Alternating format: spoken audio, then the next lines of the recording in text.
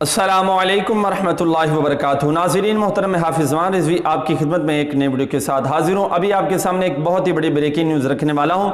जिस तरह कि आप तमाम हज़रात जानते हैं कि मैंने अपनी पहली वीडियो के अंदर आपको इस बात की वजाहत की थी कि अल्लामा शफीक अमीनी साहब, उनके घर का घेराव जो है पुलिस ने कर लिया है। तो इस हवाले से एक बड़ी ब्रेकिंग न्यूज़ आई है, अभी आपके सामने रखते हैं। तमाम दोस्त वीडियो को गौर के साथ देखिएगा।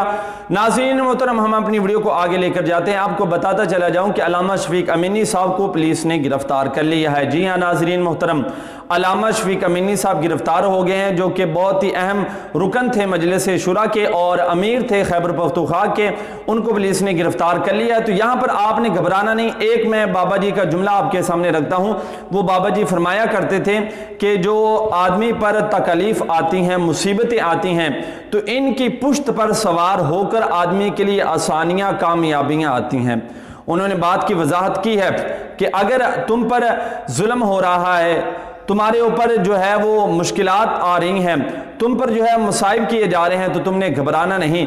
इनकी पुश्त पर तुम्हारे लिए आसानियां भी हैं, तुम्हारे लिए कामयाबियां भी हैं। तो अगर हम पर ये बुरा वक्त है, हम पर ये जो है दुख का एक वक्त है, तो तमाम जो दोस्त हैं इस हालात के अंदर घबराए ना।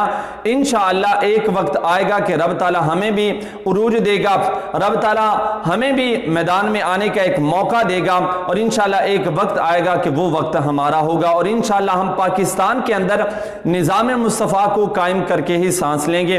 तो इस हवाले से जो ही कोई लेटेस्ट अपडेट आएगी वो भी आपके साथ शेयर की जाएगी। इंशाअल्लाह मिलते हैं एक नई वीडियो के साथ, तब तक के लिए अल्लाह हाफ़िज़।